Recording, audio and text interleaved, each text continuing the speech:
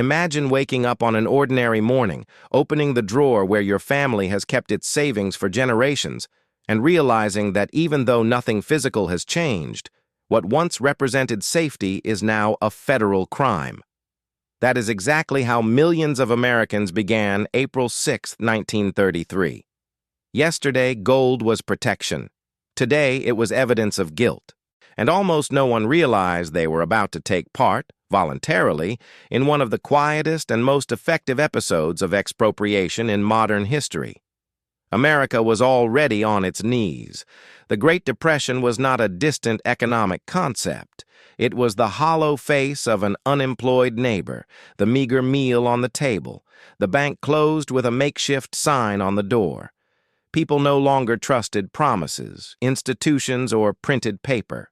They trusted something that shone, felt heavy in the hand, and endured across generations.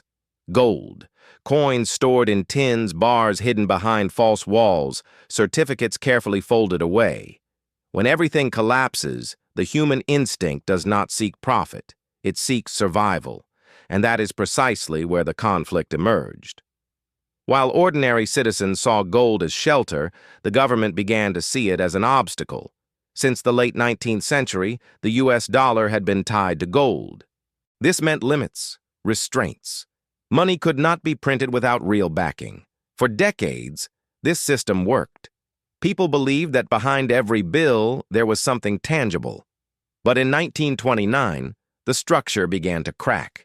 Banks collapsed one after another, and when fear spread, the predictable followed. Bank runs. Yet people no longer wanted paper. They wanted metal, something that could not disappear with the stroke of a pen. Every withdrawal of gold was both an act of self-preservation and a threat to the system itself. Within a few years, reserves began to dry up. The government understood that if this continued, it would not merely be a crisis. It would be a structural collapse. The dilemma was simple and brutal.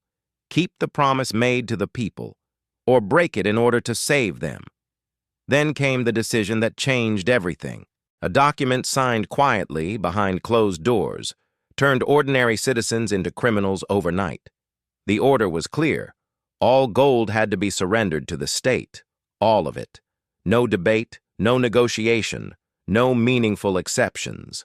The messaging, of course, was different. No one spoke of confiscation. They spoke of duty, of collective sacrifice, of patriotism. A carefully crafted narrative transformed fear into obedience. Newspapers declared that hoarding gold was selfish. Radio broadcasts claimed surrendering it would create jobs. Banks, the same institutions that had failed weeks earlier, now displayed posters urging trust. Social pressure did the rest. No one wanted to be labeled an enemy of the nation at a moment when the nation was suffering most. Soon, long lines formed. People of every age carried small boxes, yellowed envelopes, and coins that had survived wars, migrations, and dreams. Gold mined generations earlier passed down as a silent promise that no matter what happened, something would always retain value. Now it was placed on the counter in exchange for paper that was, ironically, being printed in ever-increasing quantities. This is where the story becomes uncomfortable. There were no tanks in the streets, no visible violence. There was consent. Consent obtained through fear, propaganda, and legal threats so extreme that resistance seemed irrational. The fines equaled years of labor. Prison sentences rivaled those given for violent crimes. The message was unmistakable. Cooperation was the only rational choice. In less than a month, tons of gold changed hands, not seized, but willingly surrendered. The government exceeded all expectations. What appeared to be an emergency measure turned out to be a massive operation. Yet the real blow came later. Once all the gold was safely locked away in government vaults, its official value was suddenly raised. With a single signature, the same gold purchased at a fixed price was now worth nearly 70% more. Consider the math. Imagine being forced to sell your home at a price dictated by law, only to watch the buyer resell it months later for an enormous profit, using that profit to strengthen the system that compelled you to sell in the first place. That is exactly what happened. The government made billions in direct gains. A significant portion of federal spending was now backed by gold that had once belonged to ordinary families. Some tried to resist. Few, but determined. Lawsuits were filed. Constitutional arguments were raised. Hopes were placed in the courts. But when the final ruling came, it not only legitimized the confiscation, it established a dangerous precedent. The state could redefine the value of money and invalidate private contracts whenever it deemed necessary. In that moment, it was not just gold that lost protection, it was trust itself. Afterward, fear took on a new form. Those who still hid gold lived in paranoia.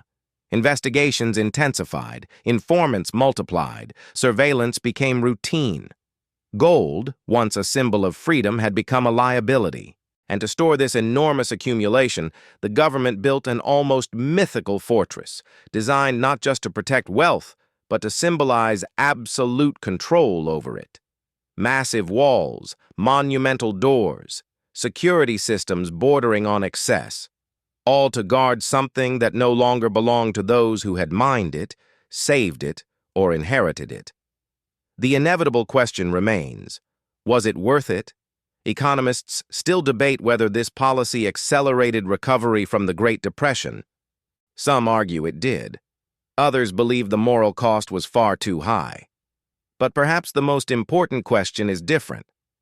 If this could happen once, with public support, effective propaganda, and legal justification, what prevents it from happening again, under a different name, with a different asset, and a different excuse? Decades have passed. The gold remains stored away. Comprehensive audits are rare. Most people rarely think about it. And perhaps that is the true legacy of this story. Not the metal locked in vaults, but the quiet lesson that in times of crisis, what seems untouchable can be redefined overnight. Security can become a crime, trust can be exploited. And the greatest transfers of wealth often occur not through violence, but through orderly lines, signed documents, and the comforting belief that one is doing the right thing. Because the day owning gold became a crime was never just about gold. It was about power, about narrative, and about how, when fear meets a well-told story, millions of people can willingly give up something they will never get back.